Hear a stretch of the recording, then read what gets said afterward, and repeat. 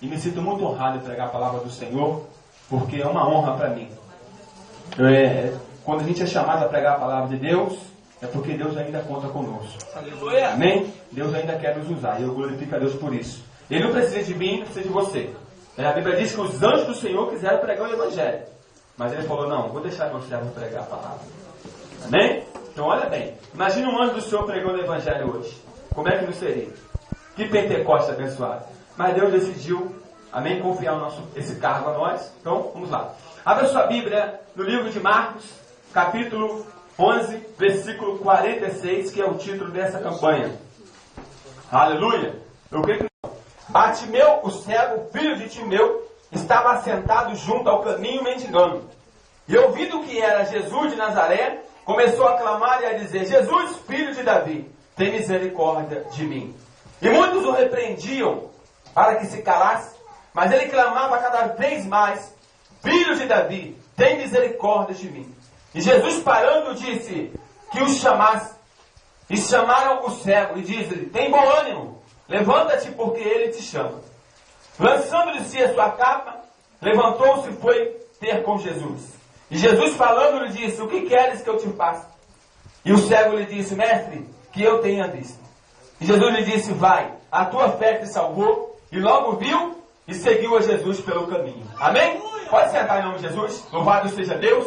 Esse cego aqui, irmãos, é o cego mais famoso da Bíblia.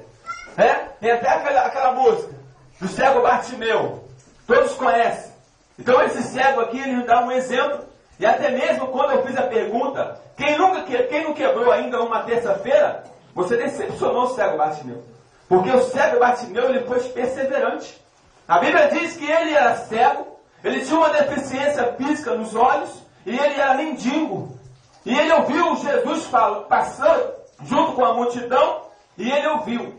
Tem pessoa, todo mundo sabe, que quando uma pessoa é deficiente, ela sempre desenvolve um outro lado. Se a pessoa é cego, ela desenvolve a audição. A audição dela, ela é mais audível do que a minha e a tua. Ele consegue escutar coisas que eu e você não escutamos, porque ele exercitou o ouvido. Quando uma pessoa tem a deficiência de um braço, ou até mesmo de 2 braços, ela começa a transferir todo o seu movimento para o pé. Não é verdade? Você já viu alguns vídeos aí de pessoas que escrevem com o pé, pessoas que batem treca de computador com o pé, pessoas que tomam sorvete com o pé, pessoas que fazem tudo com o pé que poderia fazer com a mão. Pessoas que não têm o pé e ela começa a andar com os braços. Então automaticamente a pessoa transfere ali alguma coisa para o outro lado que está funcionando do corpo. E o cego Bartimeu, ele era cego, não era surdo. Então a Bíblia diz que quando Jesus veio com a multidão, sempre que nós falamos de multidão, falamos de mais de 1000 pessoas. Jesus estava sempre com mais de 1000 pessoas à sua volta. E a Bíblia diz que aquela multidão passou, e é impossível a multidão de Jesus passar sem fazer barulho. Se tem multidão nessa noite aqui, eu quero saber hoje. Se tem multidão nessa noite aqui, eu quero saber hoje.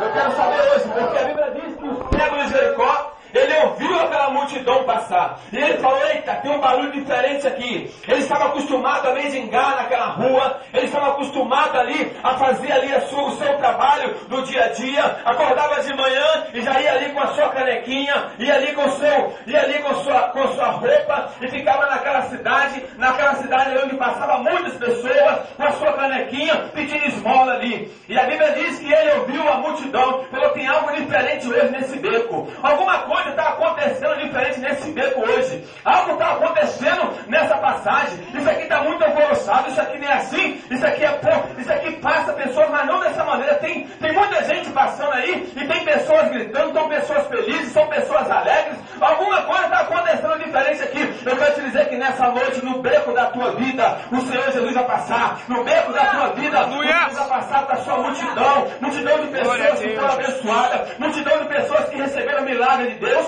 Você sabe como é que as pessoas aceitam Jesus? Quando você fala do amor de Deus. Eu e você somos a multidão. Quando nós ganhamos uma vitória, como o diácono falou aqui agora, deu testemunho de uma vitória, recebeu uma vitória, já contou ela, já botou para frente, olha, Deus me abençoou, Deus me deu vitória. Então é assim, aquela multidão seguia ele porque era abençoada. E aquela multidão ali ajudava a pregar a palavra, ajudava a pregar o evangelho. Eu já preguei aqui sobre as 2 multidões, quando Jesus ia do velório e a outra multidão vinha, e o velório e a multidão se encontraram. A multidão do velório foi contagiada pela multidão da alegria de Jesus.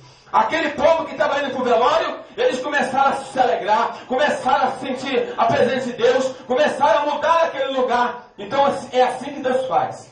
Aonde a multidão de Jesus passa, Ele faz alguma coisa. Aonde a multidão de Deus passa, Ele faz o ambiente mudar. E nessa noite a multidão de Jesus está aqui. Aleluia. A multidão de Jesus está nesse lugar. E a Bíblia diz que esse cego, ele ouviu falar de Jesus e ele começou a clamar: Jesus, filho de Davi, tem compaixão de mim, tem misericórdia de mim.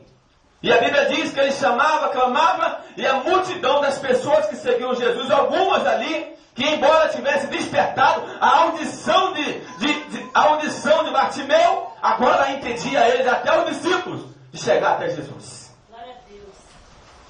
A multidão impedia ele: cala-te, não incomoda o mestre, para de gritar, para com isso.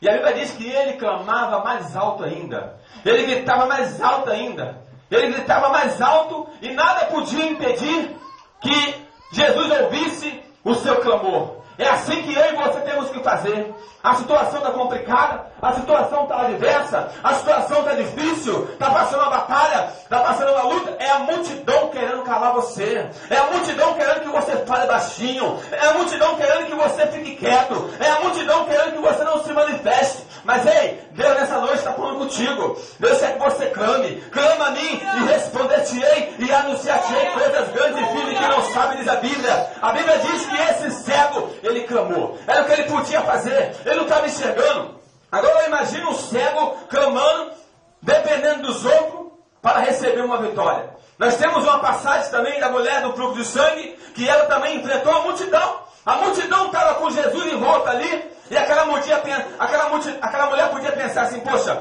mas já tem um monte de gente encostando nele, tem um monte de gente esbarrando nele, e eu falei que se eu tão somente tocar, eu vou ser curado. Sabe qual era a diferença? Aquela mulher estava deficiente, aquela mulher estava doente. Essa era a diferença daquelas multidões de pessoas que estavam ali, entre aquela mulher. Aquela mulher estava com dificuldade, então ela ia ter um esforço.